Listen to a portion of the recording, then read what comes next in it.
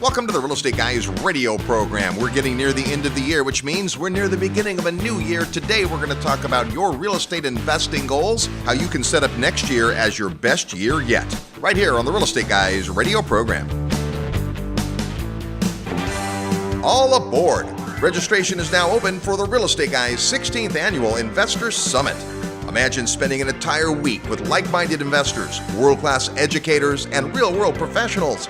Returning this year are sales legend Tom Hopkins, international developer Beth Clifford, the authors of Prosper, Chris Martinson and Adam Taggart, and the author of The Creature from Jekyll Island, G. Edward Griffin. And joining us live and in person for his 6th Investor Summit, Peter Schiff. And lots more to be announced. It all begins April 6, 2018 in Fort Lauderdale. Visit realestateguysradio.com and click the tab that says Summit to learn more and reserve your spot. This transformational week is like no conference you've ever attended. Go to realestateguysradio.com and click Summit and make plans to spend a week with the Real Estate Guys and an all-star faculty on the 16th Annual Investor Summit at Sea. Don't miss the boat. Welcome to the Real Estate Guys radio show. I'm your host, Robert Helms. With me, as usual, co-host financial strategist Russell Gray. Hey, Robert. It is the most wonderful time of the year. We're thrilled to be at the end of the year, and most of it is because we're going to be around friends and family and all those wonderful things, but also it lets us look forward to a brand squeaky clean new year. This is my favorite time of year in terms of kind of coiling the spring and getting ready to springboard into the new year. It starts to slow down a little bit business-wise in terms of just, chasing your tail and being busily active. And you get a chance to reflect back on the year that's just passed, and you have a little bit of insight into looking at the new year and thinking about what is the new year going to hold for me, and how can I arrange myself to get off to a fast start and just really take full advantage of a brand new year and that fresh outlook that you get at the beginning of the year. So we thought it'd be a good idea to take this time and do a show specifically about that. How does a real estate investor take a look at where they've been, where they're at, and where they're going? Exactly. And you're at a different place than the other listeners. So you may be brand new. We get a lot of folks that are interested in listening to our show and other podcasts on real estate investing because they haven't yet invested. Then we have lots of folks, many of whom we meet at events, who are doing the thing. They've got lots of real estate. They've got big plans and dreams. And what today's show is really about is some tactical steps you can take as you're beginning a new year. And you could listen to it this year, next year, the year after.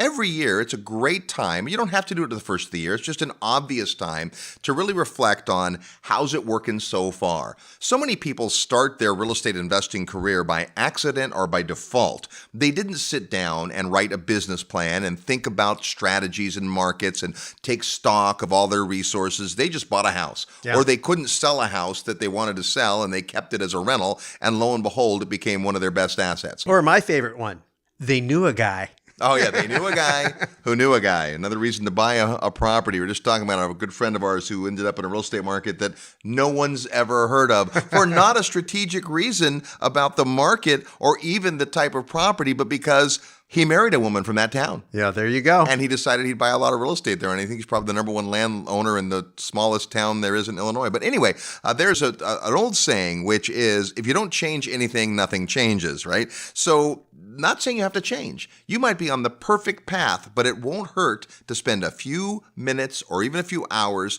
to just make sure. Yeah, absolutely. I mean, I think you learn by doing. Nothing wrong. If you're action oriented and you went out there and just dove in feet first, and now you've got a year or 2 or 3 years of experience, it's a great time to just kind of take a time out and go, okay, knowing what I know now about myself, about what this experience was like. I mean, what kind of an investor am I? I thought I wanted to be hands-on. I thought I wanted to do flips. I thought I wanted to do C-class. I've gone through all that. And after doing all that, I said, you know what? Having done that, it was a great experience. I don't regret it at all, but I don't want to do that again. Right. Now I want to go do something else. Other people, just the opposite. So I think, either you're going to be an active investor, you're going to actively run your deals, you're going to go out there and scout markets, and you're going to shop for properties, you're going to make your deals, you maybe even going to do your own property management and all that stuff. Or maybe you're passive. Maybe you're a high income earner. Maybe you dabbled a little bit so that you could kind of learn the language and know how the game is played so you can talk to people, but now you don't want to do it anymore. That's kind of the metamorphosis I went through.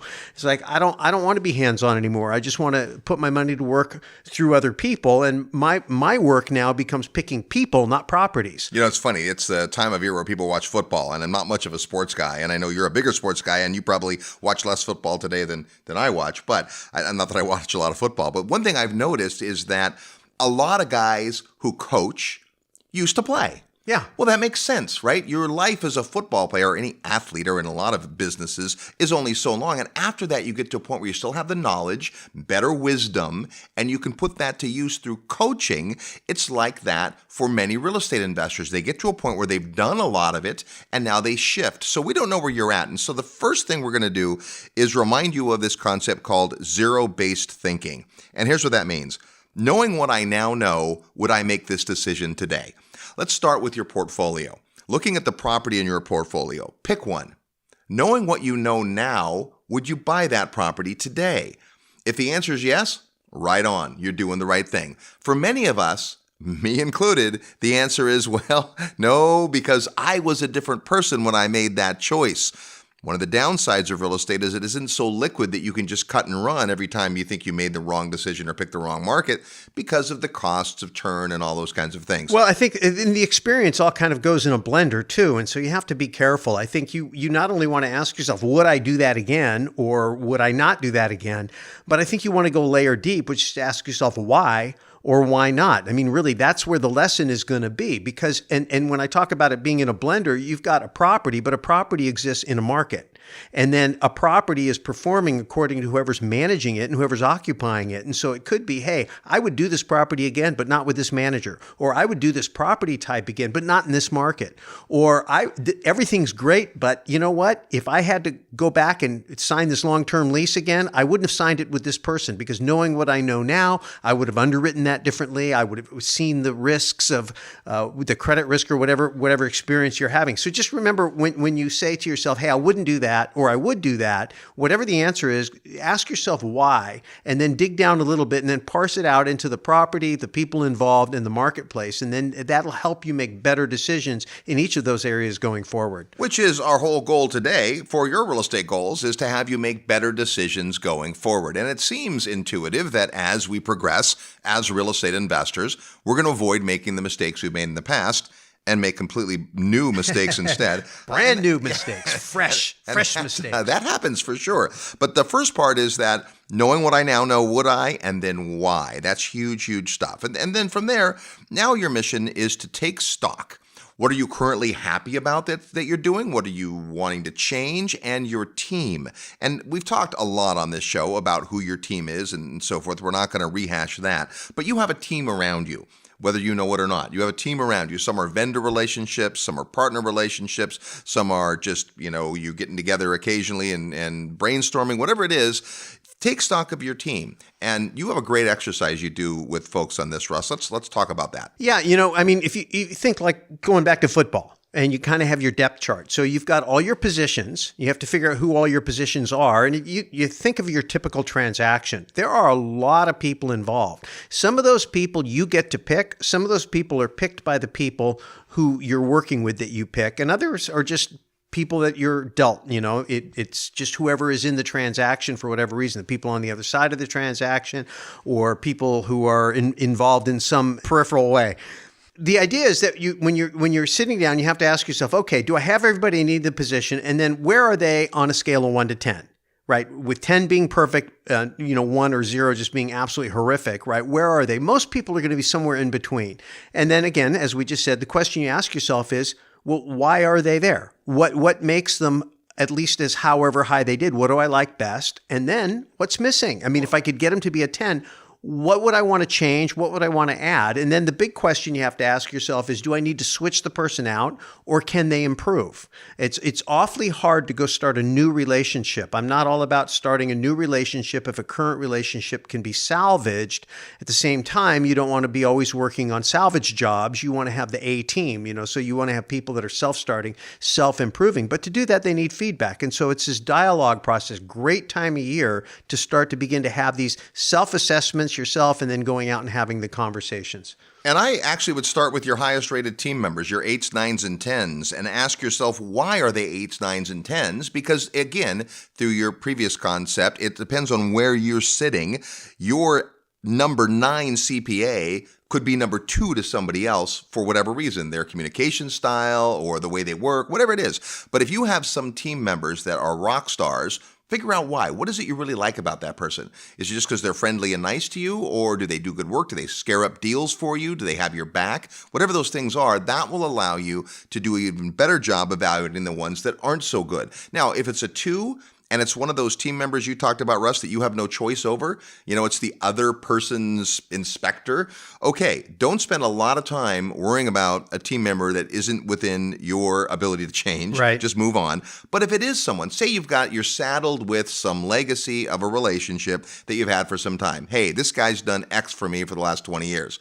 Only on a scale of 1 to 10, I rate him a 4. Don't just throw the baby out with the bathwater. Stop and say why. Why is he only a 4, or why is she only a 4? And what would it take to get that person to a 10, or at least a 9? And that gives you some insight in 2 ways. One, about them, certainly in their performance, but also insight into yourself. What makes a good team member for you, and what do you need? Yeah, I mean, it's like any relationship. It's a two-person affair, right? You've got the dynamic going on, and sometimes it's a group dynamic. One of the things we always do when we talk with team members is one of the requirements is, how do you play with others? We want to know, do you play well with others? Are you the kind of big ego that's always got to be right, or can you learn from other people? Why are you looking at me when you say that? So what we're looking for when we're looking for a group of people that can play well together. I mean, again, going back to the sports analogy, so often you see the team that's got the superstar player and they have a hard time winning the championship. And then you see a group of guys that nobody is a superstar all by themselves, but together they're a championship team. Well, how well you play together is a real important part. And the other thing that's great is when you're looking for additional information, sometimes you can take someone who is an 8 or a 9, and maybe it's not from a technical reason, it's because of how they conduct themselves, how you get along with them, how, something like that. And they can actually help coach up the other people in your team. And then absent that, when you've got to really replace somebody, the best place to go to get the referrals is you go to your A list. You go to your 8, 9, 10s and say, hey, I need somebody in this spot, and I need another 8, 9, 10 in this spot. Do you know anybody? Because, high performers tend to run with other high performers, and that's just a shortcut. Yeah, it's funny, too, when you actually do take a step and make a change on the team, right? The rest of your team often says, well, it's about time you got rid of that person. I mean, we all knew, and right? So have a dialogue with your team members. It isn't about throwing each other under the bus. Quite the contrary. It's about making sure everyone is working together. And this is a foreign concept to a lot of people in the real estate space. They don't think of it that way. They don't think they're on a team. In fact, the lender refers to the client as the borrower. That's what the lender calls you, the borrower. Because in their world, what are you doing? You're borrowing money. The realtor refers to you as the buyer. Because what are you doing? You're buying real estate. The attorney and the CPA often refer to you as the client. That's right. That's a little better, right? The client, better than customer at least. Yeah. But everyone has the their patient, the patient, the victim, whatever it is, right? So think about who you have on your team that's working and build your team up. So that's the first thing, is you practice zero-based thinking. And next, who's on your team? Because your team can make or break you. I tell you what, I've gotten to the point where I have very little ego when it comes to team. I would much rather have better, smarter, more capable, more committed, harder working people than me on the team. Now, those people are hard to find, but if you can find them, right? And this is part of your personal development as a real estate investor. I will tell you this candidly, and hear this if you need to hear it. Too many real estate investors think it's all about them. They're the smartest person in the room, and look at me, aren't I amazing? Here's a reality, a dose of reality for you. You're nothing special. You're somewhere because of, yes, your diligence and your hard work, but probably more so the team you've surrounded yourself with. The sooner you own that, the more rich your life will be. Yeah, it's really interesting you say that, because one of the things that attracted me to real estate investing when I was in sales was that as a salesperson, I was always catering to my customer. And I thought, I would love to be an investor because now I'm the customer and everybody's going to cater to me. And then I found out that my job really was to serve my team members and put them in a position to win, to serve my investors and give them an opportunity to make money. And that everybody in the transaction was somebody that I was there to help advance their goals And I had to do that in such a way, in a model, in a relationship where it advanced my goals as well. So the concept of service never goes away. And I think that a rookie mistake that I made, and I think a lot of people make that I see when they come into the business, is they do think that because they're the customer, they can just run around barking orders and everybody's going to jump. When you say jump, they say how high. And, there is some of that because everybody's there to serve you, but you're there to serve other people as well. And I think it's really, really important to remember that. So part of your review process is not only asking how you rate everybody, but also how everybody rates you and how you can be a better client. Because when you learn to become a better client, then you actually get a better game out of your players and you get better support out of your players. And you can take someone from being a lower level player to a higher level player simply by you becoming a better client. We're talking about your real estate investing goals. We've got a new year coming, and let's make this your best year in real estate yet. You're tuned to the Real Estate Guys radio program. I'm your host, Robert Helms. Live nationwide, you're listening to the Real Estate Guys. Find out more at realestateguysradio.com. Memphis is famous for being the home of the king of rock and roll, but it's also the king of cash flow. If you're looking for affordable cash flow properties, it's hard to beat Memphis. Get your portfolio rocking and more cash flowing your way by calling Terry Kerr at Mid-South Home Buyers. Terry's the king of turnkey properties. Contact Terry through the resource section at realestateguysradio.com. And be sure to order Terry's tips for turnkey rental property investing report. It's free. Just send your request to turnkey@realestateguysradio.com. If you love real estate and have always wanted to own your own business, listen up. The Real Estate Guys and their panel of experts want to teach you how to go full-time fast in the real estate syndication business. These next few years may go down in history as one of the best times ever to acquire investment real estate. There are deals everywhere if you know where to look and how to assemble the resources. The Secrets of Successful Syndication seminar will show you how to make big money doing big deals from a team of experts that have syndicated projects totaling more than $1 billion. Don't wait for someone to give you a raise or create a job for you. Attend the Secrets of Successful Syndication and learn how to build a team, raise capital, find deals, and make full-time money in 6 months or less. Go to realestateguysradio.com and click on events. All the big players use syndication as a way to diversify risk, optimize profits, and earn big money. You can too. Go to realestateguysradio.com and click on events. Hello, Robert Kiyosaki. Listen to the Real Estate Guys. They're wild and crazy, but they really know what they're talking about. Welcome back to the Real Estate Guys radio program. Thanks for tuning into the show. No matter how you listen, we appreciate it. Tell a friend about the Real Estate Guys. Don't look now, but 2018 is on its way. And if you want that to be your best real estate year yet, then you got to spend some time thinking about your real estate goals. Obviously, we are big believers in goal setting, and what we're talking about today really happens after you figured out who you are. And so we'll talk more about that before we're done. But this is assuming you know I'm in point A and I want to get to point B. So we're going to talk about a lot today about getting from point A to point B, with point B being that next level of investor. And it takes time. This is a marathon, not a sprint. So a lot to get done. Let's talk about your financial picture, because we often talk about the 7 essential investor resources. And I think this is a time to take stock of those as well. Yeah, absolutely. I mean, so, I look at things. I spent years in the lending business.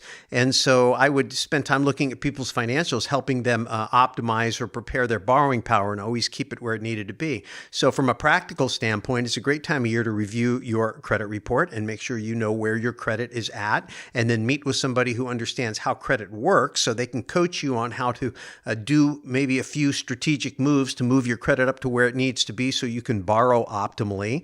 The other thing is you need to take a look at your sources of income, your documentable income, your documentable assets, the things that a lender is going to be underwriting you for, and you may be able to make some strategic moves. So it's important to do that as well. Another thing to take a look at is your tax situation. It's a great time of year to make your last minute tax moves. There's a lot of people, and again, we know that there's some sophisticated people listening to the show and you're already doing these things, but this is for those of you who are just kind of new to the game and you just kind of rock along. You don't think about your taxes till about March when you're getting ready to hit that April 15th filing deadline. But you really need to be thinking about your taxes in the fourth quarter, because there's moves you need to make as you're coming into the beginning of the new year. You want to get those things on the books in the current year so that you get the tax benefit. And this year, with all the tax change on the horizon, it might make a lot of sense to expense some stuff this year in the hopes that you're going to be in a lower tax bracket next year, and you'd rather have pushed that income off into next year. So these are all things to be thinking about because, again, I mean, depending on how much money you have to work with, these are things that can make a substantial difference in how much purchase equity or down payment you have rolling into other properties. Only other thing is, I'd like to take a look at the portfolio itself, your interest. So there's three things I like to attack in financials to try and free up cash flow that can be leveraged against equity to create some investable money. Interest, insurance, and taxes, because those are three things that everybody pays for that nobody wants to pay for. Right. And your lifestyle, the guys that say, oh, instead of drinking your latte every morning, drink some cheap coffee from a paper cup and just don't have a nice lifestyle, or brown bag it and don't go out to lunch with everybody, as a way to create your down payment. Well, okay, that's a way to do it. To me, it's like, continue to live your life to the fullest and just cut the things out that you don't want to be spending anymore. And interest, insurance, and taxes are three that you can definitely go to work on to say, how can I free up an extra $300, $400, $500 a month that I can then leverage through a mortgage into available equity on my balance sheet that I can turn into a down payment on a new property in a better market with better cash flows. So in all those cases, it's typically a team member we need to talk to. But let's talk first about interest. Right now, interest rates are pretty darn good, right? What's going to happen in the future with interest rates? Well, we still haven't got that crystal ball we ordered. Experts predict they're either going to rise or decline. That's true. So one of those things is going to happen. But here's the great thing about being an investor. It's different than a homeowner who's just looking at how much of their paycheck is going to go to cover their housing expense. It's different than that. You can be a lot more strategic. And, Russ used to do a course called Managing Your Mortgage for Maximum Net Worth. And most people never thought about managing their mortgage, but it was really taking a look at this finance tool that we have, the ability to get loans on real estate on a global basis on our portfolio and decide what makes sense. Many people get to the point where they're Fannie and Freddie'd out and they quit buying houses. There are loans available today, and we've talked about these in the show, where particular lenders will bundle properties together and free up some of that qualification. It might be time for that. Many times investors who are just chugging along, a property's working great, I've had the same tenant for 3 years, they don't stop and say, wait a minute, could I get the interest rate down? Could I change the term of the loan? Now, the one caveat I will tell you is this. When you get that truth in lending statement and it shows the big, big number of all the interest you're going to pay over your lifetime of the loan, and everyone laughs at that like, oh man, look at all that money. Here's the reality. When you're 5 years into a 30-year mortgage and you refinance, you just kicked a big old can down the road. And as we all know, in the early payments, you're paying a lot more interest and a lot less principal. When you just refi, look at your total picture, not just your monthly cash flow. Yeah, it's, I got to say this because a lot of people in the real estate business, they focus on finding the deal, which is important, and they focus on managing the property, which I think you can get someone else to do, and then you don't have to spend so much time on that. But the hardest place to get help that I found, and this is how I branded myself when I was doing this, is that financial strategy. Your real responsibility as a real estate investor is to manage debt, equity, and cash flow. And inside that cash flow, you've got taxes, in addition to the operating income from the properties, right, which your property manager or managers should be handling. And so the hardest part is trying to figure out how to be strategic in managing that debt, equity, and cash flow. But if you can find someone who can help you do that, boy, that's the person. If I said, if I have to spend time trying to find somebody, I need to find somebody to help me do that, because I can't tell you how many times back in the day we would do these analysis, we would do these projections, we show people through the strategic management of equity how fast you could accelerate your equity growth if you optimized your equity. And people didn't understand how to do that. And of course, for a little while there, when nobody had any equity and no loans were available, a lot of that talk, we kind of stopped talking about that because you couldn't implement it. But today, these days are back. There's a lot of equity out there. There's all kinds of loan programs available. And the key is finding that person on your team who really understands, who can help you do that. So to me, me, one of the things that I look at as an investor or, as a business person, just as I'm looking forward to the new year, assessing myself, it's like, what do I want to learn this year? What do I want to learn to get good at? What's missing in my own portfolio of knowledge and education? And if you don't have any background in financial strategy, the way to manage debt, equity, and cash flow strategically with a real estate portfolio, seek out training on that. Maybe I should resurrect that seminar. Yeah, it might be kind of fun. Could be time for that. So anyway, that's interest, is going through your portfolio and saying, are there places I can change my loan so that I get a different interest expense? And you just have to look at that. Not saying you just want to automatically refi at a lower rate. There's a bigger picture than that. The second thing you mentioned was insurance. So let's talk a minute about insurance. When you have more and more property, your insurance picture is going to change. And there's certain of us that have property in many jurisdictions where we can't have a single insurance broker, which means you often have to manage multiple insurance relationships. So given that, how can we bring our insurance expense in line? Well, and there's a couple things too, is because it's not just about cutting premium. You have to be very, very, very careful. You buy insurance for a reason.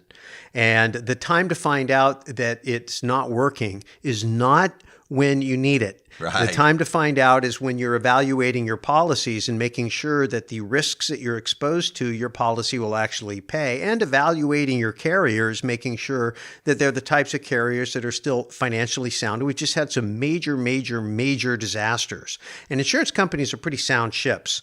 But there's not federal backing, so you have to make sure that you understand that whoever's, underwriting or backing that contract that says they're going to pay in the event of a claim actually has a history of paying and has the financial wherewithal to do it. And so when you go through a major insurance event like we've had these natural disasters recently, it's probably a good idea to meet with your insurance company and evaluate the company itself and make sure that you're with strong carriers.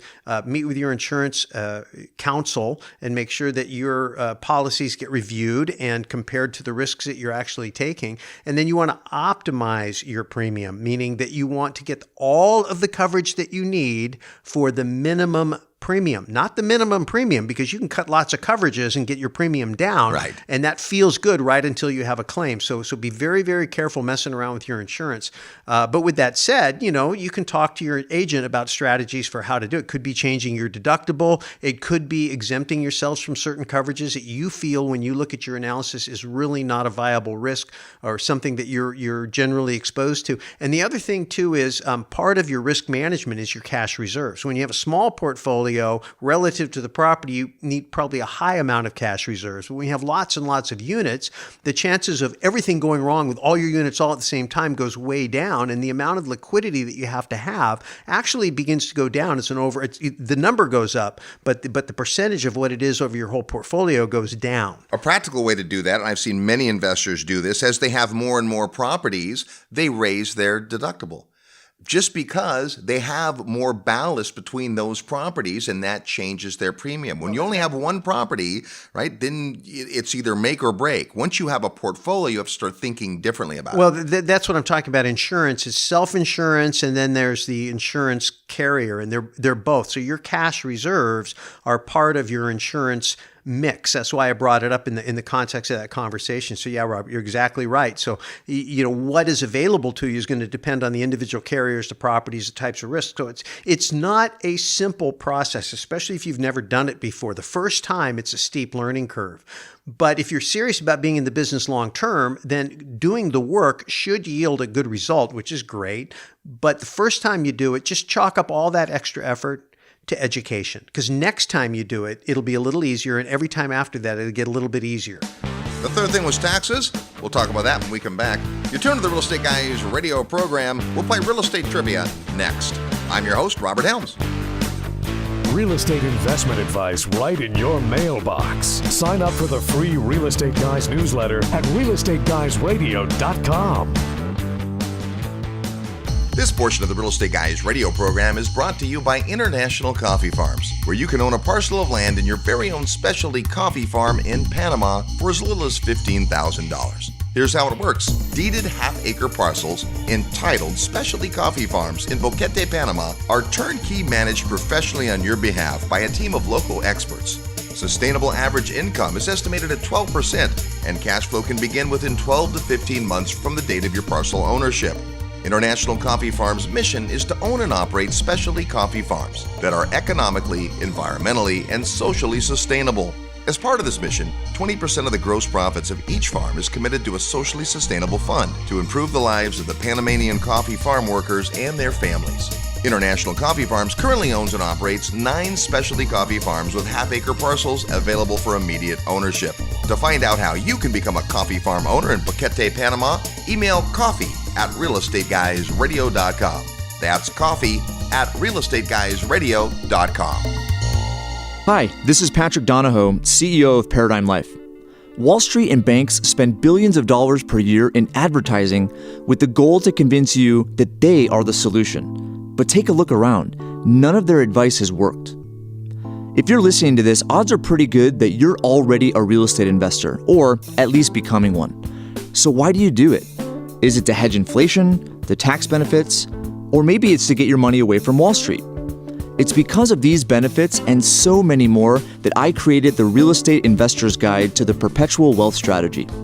When you combine successful real estate investing with the Perpetual Wealth Strategy, you have the recipe for what has helped the wealthy to establish their financial well-being for decades.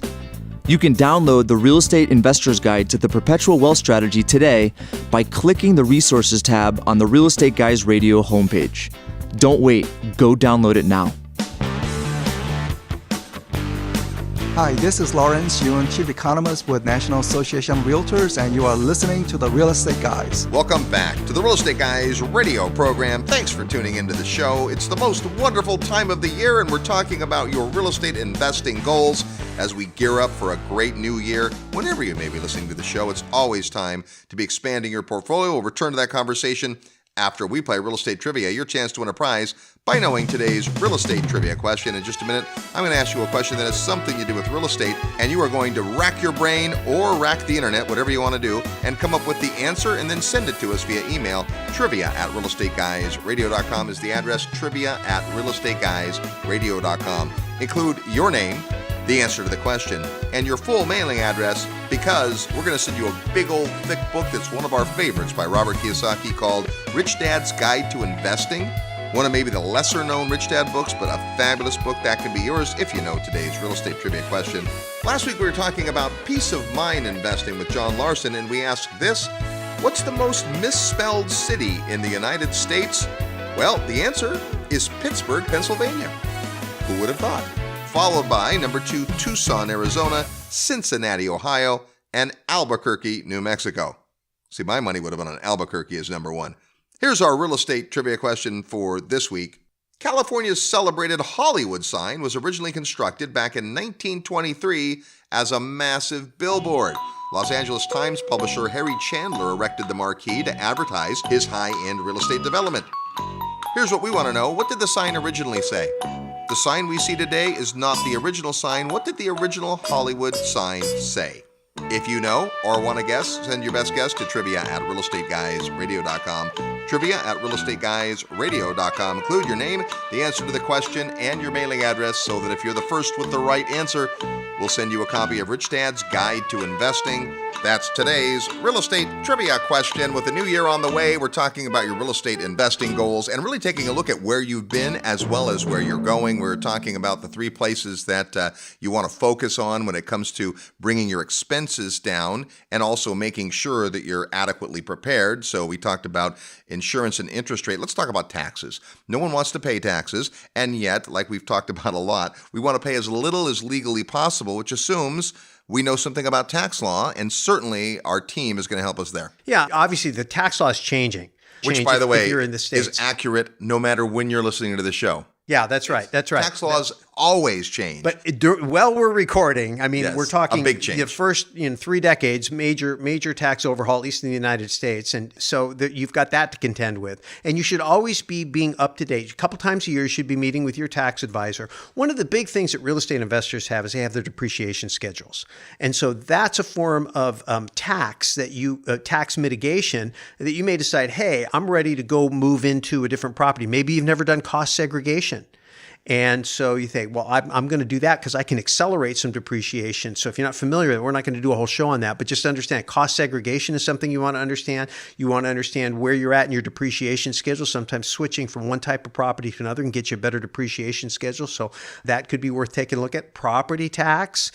Some places, they reassess every year, and just it's standard operating procedure to go in and protest or challenge the tax. And if you do that, typically you can get a little bit of relief. So these are all things that you can begin to do. And again, when your portfolio is small, it may not be worth your time and hassle. You say, well, I might save $100, $200, but it's going to take me hours. But when you get a big portfolio, it starts to begin to get worth it. Well, and there may be things that you can deduct that you're not deducting, things that you do as a normal course of being a real estate investor. And then ultimately, you might be able to get to the point where you could be considered a full-time real estate professional in the eyes of the taxing entities. Now, that's beyond the scope of this show as well. But if you spend a considerable amount of time in your real estate investing businesses, it's worth looking into. Yeah, and so you how you structure yourself. You may decide to set up a management company, and that you expense a lot of things like your health coverage, and a lot of things get expensed. And that management company pulls enough fees off of your operating companies to cover all the expenses. And it's never, they say, well, you're going to get double taxed if you set it up like as a C in the United States, right? Yeah, but I get to write everything off. I can have a lot more generous program, health reimbursement. I can do all these more creative things. So, don't just look at your tax rate, but look at your overall structure of how your business is organized. And remember this, God bless CPAs, but most of them, not all of them, but most of them, in my experience, are not proactive. Right. You have got to come in there with ideas. Hey, could I do this? Hey, can I do this? And it's not even can I, it's how can I? Yeah. Well, you really can't do that. Well, if there was a way I could do it, what would that look like? I mean, sometimes you got to work these guys. If you get someone who's proactive, great. Keep them. That's fabulous. But if you can, you can find somebody who's willing to go do the homework when you give it to them, and you can actually begin to train them a little bit, that can end up being okay too.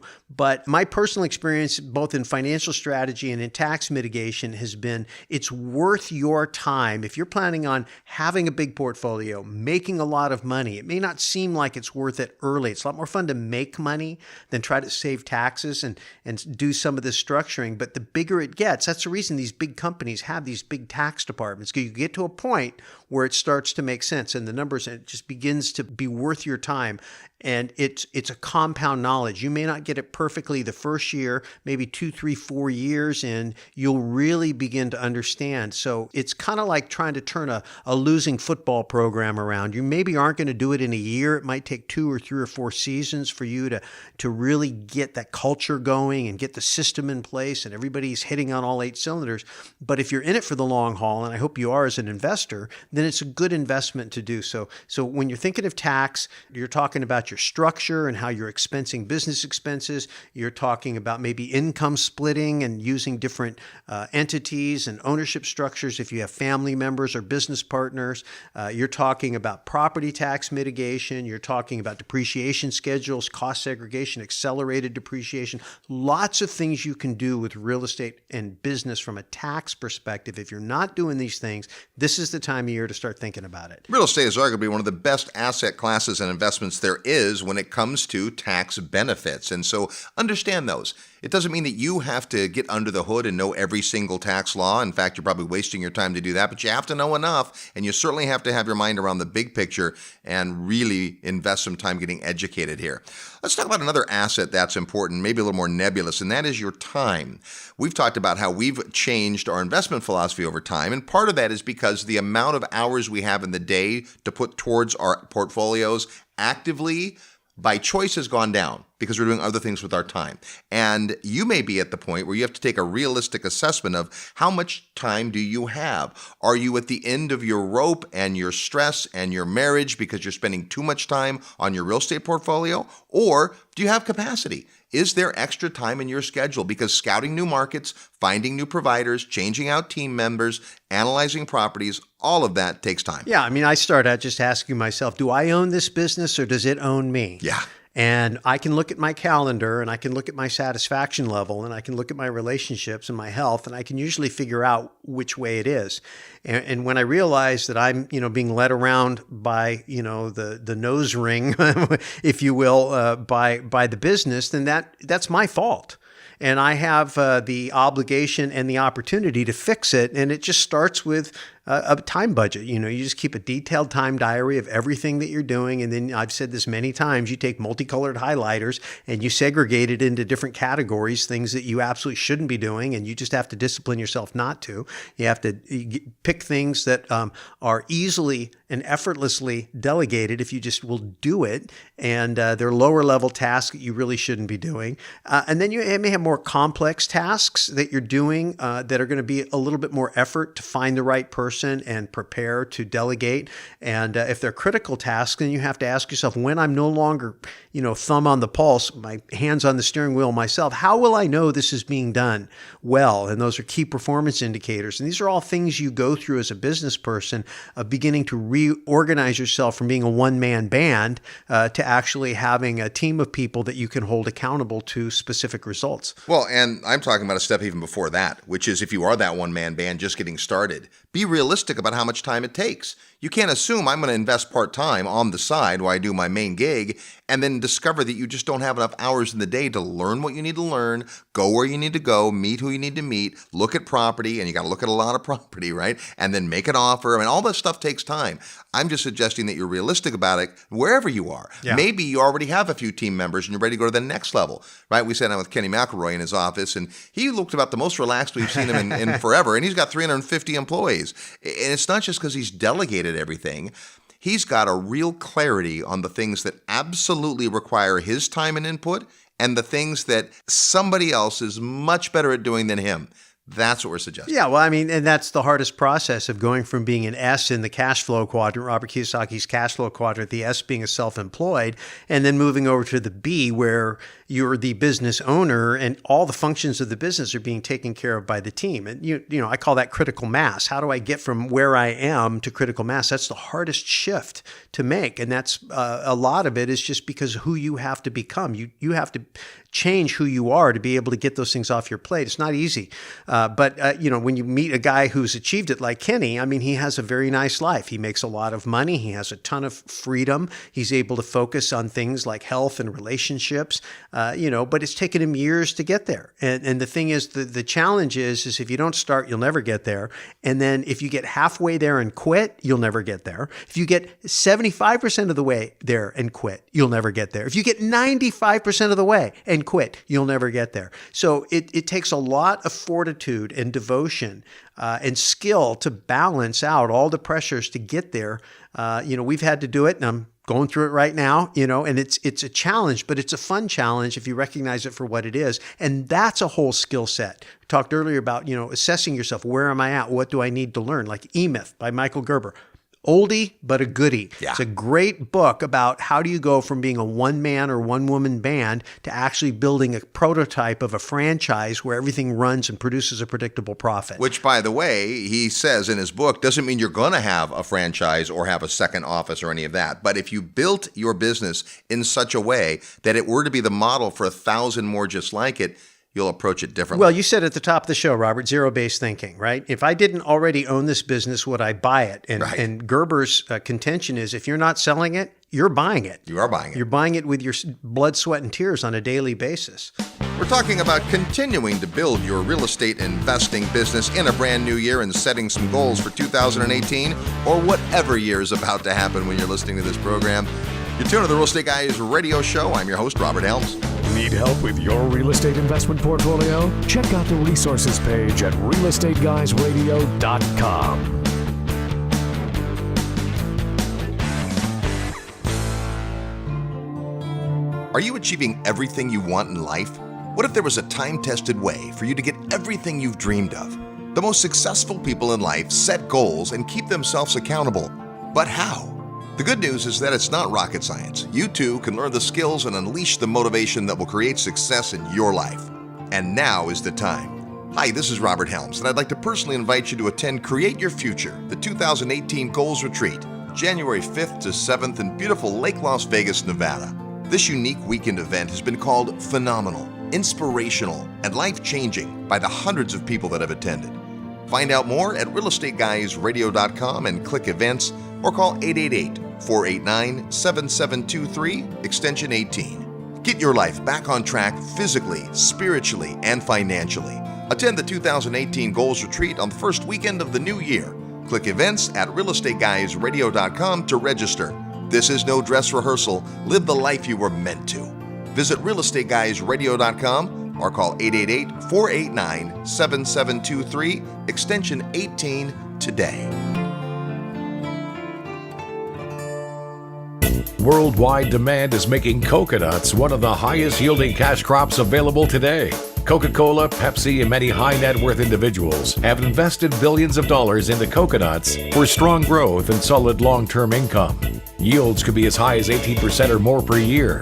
Capital appreciation and exceptional income for up to 60 long years could be an absolutely brilliant investment to pass on to future generations.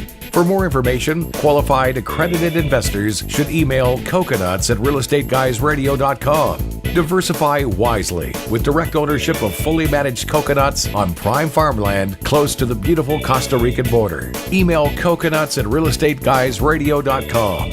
This announcement does not constitute either an offer to sell securities or a solicitation of an offer to purchase. Offering made by prospectus only. For more information, email coconuts@realestateguysradio.com.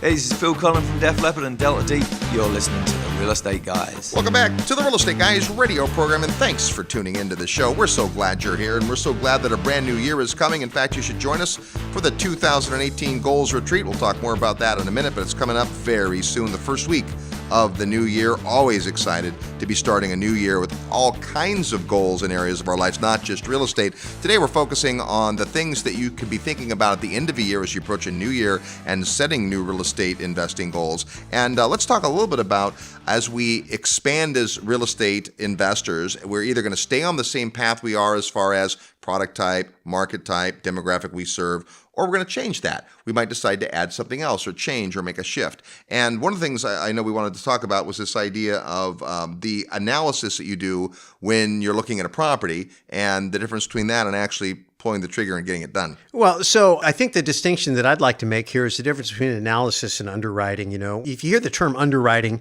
a lot, and if you really don't know what it is in the context of analyzing deals or portfolios, then you may just do some math and think that you've underwritten it. And so I have a real simple way I remember it. It's, I learned it in the mortgage business. You know, if you take an application from a borrower and they tell you, this is how much money I have, this is how much money I earn. Okay, that is an analysis. And I can do the math based on their representations and tell them whether they qualify. But when I turn that into underwriting, what they're going to do is they're going to validate those inputs. They're going to double check the math. Yes, that's part of it. But they're going to make sure that the math, the numbers, the source numbers have a basis in reality. And so when you're looking at a deal or when you're reevaluating a market, you can say, oh, well, I read in the paper that this is going on, or I heard on the news this or that or the other thing, or I found this on the internet. Okay, that's interesting. But, you know, if I'm underwriting a deal and somebody says, well, this is what the property tax is, I want to go to the most authoritative source I can find to verify what that is, to make sure that number is a valid input. If somebody says, well, this is what the rents are, and I'm underwriting the deal. Of course, if you already own the deal, it's easy because you know what the rents are. You've got the leases. But there are techniques that you can use when you're underwriting a deal that you're getting ready to approach. Same thing with a marketplace. You know, as they say, well, I saw an article that said that this many people moved into such and such a town or whatever. I mean, again, these articles are written by reporters. Reporters are fallible human beings. I always want to go to the source document. Who's the most authoritative source for that particular financial input? So I'm not going to belabor the point because we could do a whole show on it. Just understand that when someone hands you a pro forma or you're looking over your own numbers, there's a difference between a set of financials and audited financials. Okay, audited financials are underwritten. So when you're underwriting a deal, you want to make sure that the key inputs are validated by third-party credible sources, as credible as you can get to make sure they're accurate. Analysis is just doing the math. It's easy to do the analysis on your own stuff. Then again, depends on who's preparing the books for you. You want to make sure that you're looking at numbers when you do the math, that you're actually doing math based on numbers that have a basis in reality. And here's why we're bringing this up during this program on setting your goals for the new year. It's because you already have a portfolio, most of you, and you make assumptions about it every day. You pick the market at the time. Say 3 years ago, you went into a marketplace and you did the research and you did the verification and the underwriting, but things have changed. That's so right. If we're going to really practice zero-based thinking, we have to look and make sure it's still what I thought it was. Same thing with team members. Oh, this guy's been a great property manager forever. Well, except the last 6 months. Is that just a wrinkle? Is that a shift, right? So that's the whole part of zero-based thinking. Now, I think the bigger topic, and maybe we should have started with it, but I think it's just as poignant at the end, is don't spend a whole lot of time working on getting from point A to point B if point B isn't really where you want to be. Yeah, absolutely. I mean, you know what? You talk about climbing the ladder of success and beating your chest on the rooftop, but you look around and you realize I'm on the wrong rooftop. Happens all the time. I climbed the wrong ladder. And so we can get so caught up in the doing, we can get so caught up in the activity that we forget the destination, or we start out charting our destination when we're young and we commit ourselves to an outcome and we never come back 3 years, 5 years down the road and say, am I still headed in the direction I want to be headed? Right. Because by the time you realize there's a problem, it's usually because you're running into a brick wall. And so, you know, and especially if you want to accelerate your success, the faster you go, the further down the road you've got to look. The bigger the commitments you're going to be making, the more important it is you really think through all of those consequences. So, you know, when you're training your body, athletes have figured out recently in the last couple of decades the importance of training their core. Everything comes from the core, the hips, the abdominals, the core. All strength emanates from the core. Well, if you can think about your personal mission, vision, values, like as the roots of a tree, or your core in your body, all of your strength, all of your nourishment, all of your growth is going to come out of your mission, vision, and values. And then you set goals based on living out those mission, vision, values. If you just set goals because somebody else got you excited about their mission, vision, values, that's where you end up on the wrong mountaintop. You climbed a mountaintop, a worthy mountaintop, just not yours. And so that's what I love, Robert, what you do every year at the Create Your Future event, where you take people through that process. It's the very beginning of the year, 2.5 days. We open up on Friday night with the reflection reception. We sit there. The only conversation allowed is to talk about your past year. You don't talk about the future. You just reflect back, and it begins to get you thinking about where you've come from.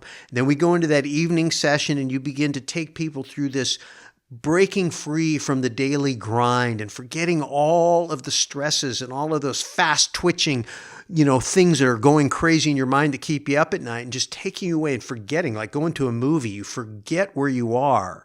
And then you kind of get so absorbed in going through the deep dive into your psyche and your questions. And then for the next 2 days, just pulling out those missions, this vision, those values, and then beginning to say, okay, now that I'm there and I'm kind of in touch with my core, how do I implement a life that is going to make more of this real? How can I take it out of my imagination and bring it into reality?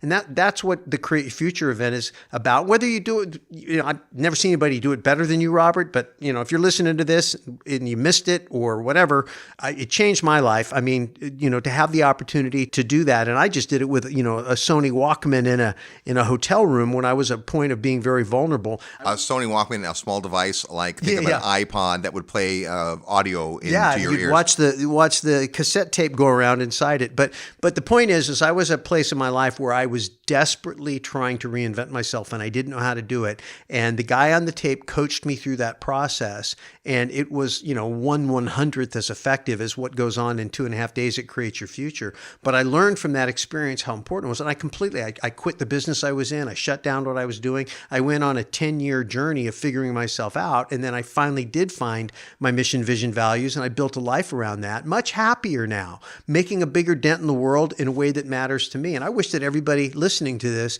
could find that. And I think, say, if you still have time and you haven't already signed up, I would seriously highly recommend that you take a look at the Create Your Future event. Create Your Future. Just go to realestateguysradio.com, click on events. You'll see Create Your Future. If it's past and you've already missed the 2018, then get on the list for 2019. But you definitely want to make sure that you do this as part of your preparation for building your life. Because if you don't get the mission, vision, values right, all the tactical stuff could land you on the wrong rooftop. Most people invest in real estate because of the lifestyle it can afford you. Make sure you've designed that lifestyle first. So we'd love to have you at the event. Come on out and spend 2.5 days with us in Lake Las Vegas, Nevada, the first weekend of the year. The big message today is just to take stock. Look at where you are so far. Take a minute and congratulate yourself for what you've achieved. Even if you've never invested in property, what you've achieved is you've got your ears open. You're listening to the show. You're reading books. You're getting educated. Hopefully you're getting around the right people. And then take a breather, great time of year to do that, and step back and take a look at some of the things we've talked about. Do you need to review your policies? Do you need to find new team members? And then really make a compelling plan for 2018, because your goals will drive you. And if you get excited about your life and then get excited about what real estate can do for you, there really are no limits. Hey, thanks for listening today. Can't wait till next week on the program. And until then, go out and make some equity happen. Hello, this is Robert Kiyosaki, and I'm very excited that I'll be joining the Real Estate Guys for their Investor Real Estate Summit at Sea. Join me, join my friends, join the Real Estate Guys Investor Summit at Sea, and I'll see you out there. Thank you very much. This episode of the Real Estate Guys radio show is brought to you by Paradigm Life. Powerful cash management strategies using life insurance. Learn more at beyourbank.com. Mid-South Home Buyers. Low-cost, turnkey cash flow properties in Memphis, Tennessee. Corporate Direct. Asset protection strategies for real estate investors from attorney and rich dad advisor Garrett Sutton. Find these and other great companies under the Resources tab at realestateguysradio.com. To learn how you can expose your product or service to the Real Estate Guys audience, call 888-489-7723 extension 4. That's 888-489-7723 extension 4. Or use the feedback page at realestateguysradio.com. Thanks for listening, and we'll see you next week right here on the Real Estate Guys Radio Show.